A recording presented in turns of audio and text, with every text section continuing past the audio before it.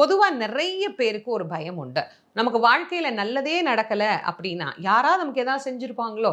யாராவது நமக்கு ஏதாவது வச்சிருப்பாங்களோ? தொடர்ந்து துயரம் வந்து கொண்டே இருக்கு அப்படின்னா, யாராவது எங்களுக்கு ஏதோ செஞ்சு வச்சுட்டாங்க. செய்வன செஞ்சு வச்சுட்டாங்க. அப்படிலாம் நம்ம சொல்றோம் இல்லையா?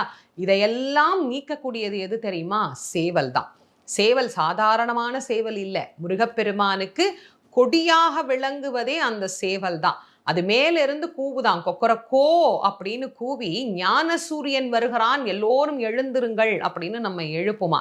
வள்ளியினுடைய திருமணத்தின் போது கூட சேவலினுடைய ஆற்றலை பற்றி ரொம்ப அழகா முருகப்பெருமான் நிரூபித்திருப்பார். அங்கே எதிர்த்து வர கூட்டத்தினரை எல்லாம் பார்த்து முருகன் போய் சண்டை போட வேண்டாம் அப்படின்ட்டு அவர் என்ன பண்ணுவாரு, சேவலை கூப்பிட்டு, சேவலே நீ போய் கொஞ்சம் கவனிச்சுக்கோ அப்படின்பார். இந்த சேவல் என்ன பண்ணுமா, கொக்கரக்கோன்னு கூவுமா.